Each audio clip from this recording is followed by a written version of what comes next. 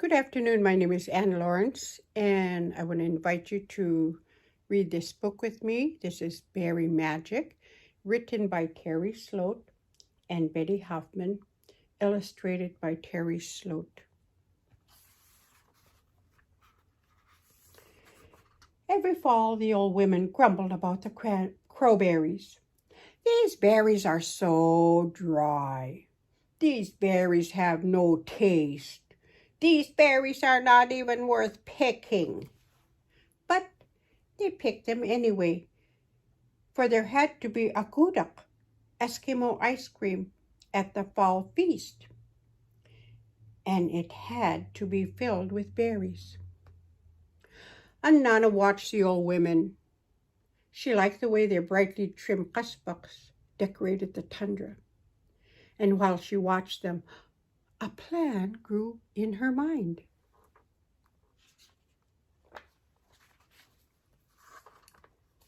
As soon as Nana was home, she took down the sewing bag her grandmother had given her. Inside, she found everything she needed to make 4 little dolls dressed in fur parkas. She even found 4 tiny scraps of cloth colored red, blue, orange, and rose. She made the first doll quickly, stuffing it with dry grass. After stitching a piece of squirrel skin together for its parka, she tied the piece of red cloth around its head for a platuk, that is a scarf.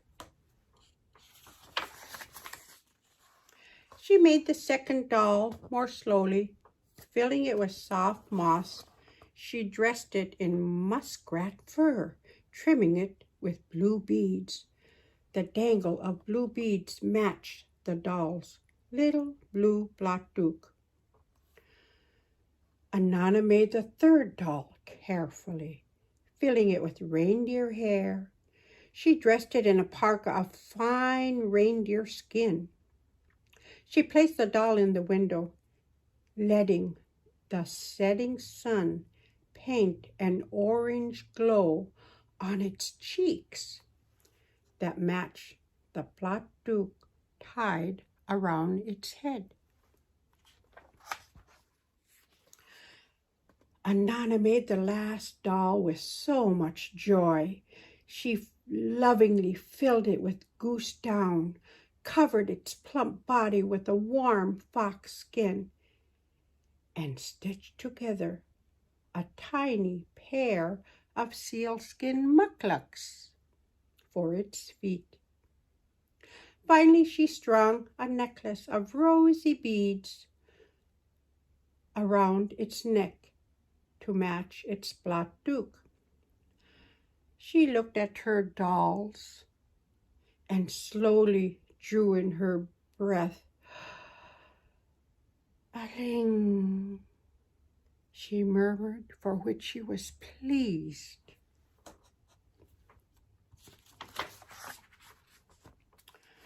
Then Nana wrapped the dolls in her fancy parka, placing them inside her reindeer skin bag, along with her dance fans. When the moon began to rise, she carried the bag up a nearby hill. With every step, her load became heavier.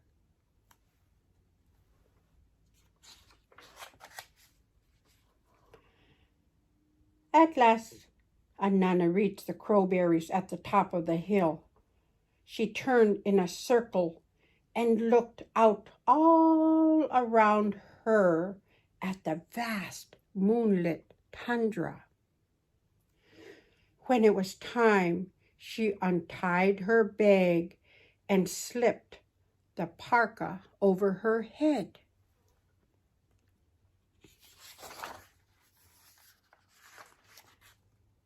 Then Nana began to dance, snuggling the ruff around her face. She sang, "Atsaya, atsaya, atsakukina.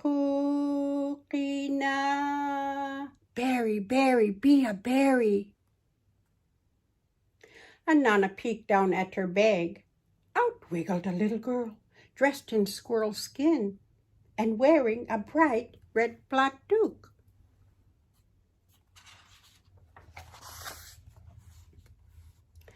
The girl went tumbling down the hill past the crowberries, leaving dots of tasty red cranberries shining in the moonlight. Anna began to sing again.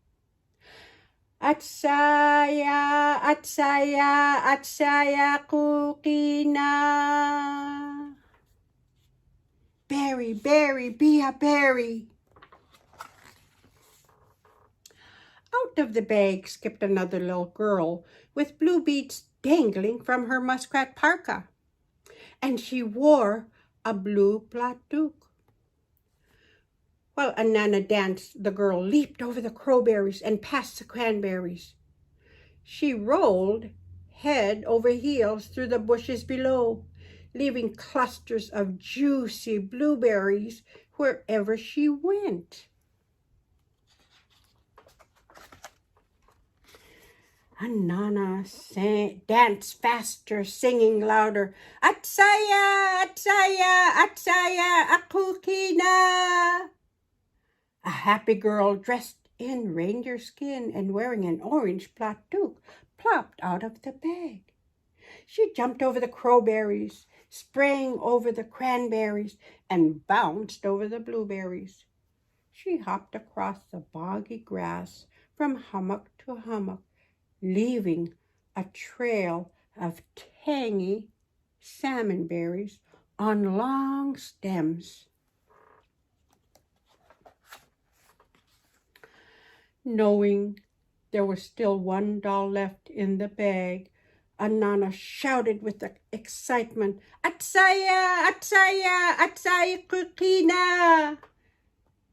But she was too loud, and the last little girl was shy. Anana lowered her voice a bit and called, Atsaya, Atsaya, Atsaya Kikuna.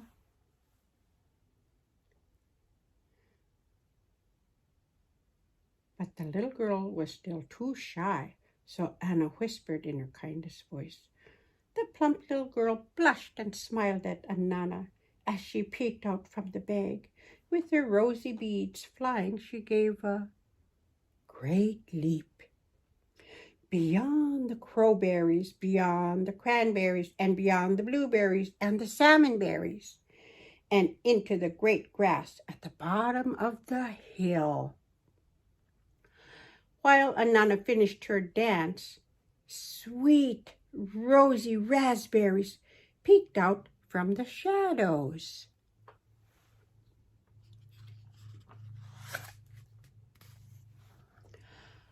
Anana's heart was overflowing with joy as she hurried home. While the moon was still shining, berries spread from hill to hill. By morning, the tundra was covered with red, blue, orange, and rosy berries. Anana woke early and filled her baskets with berries for the fall feast.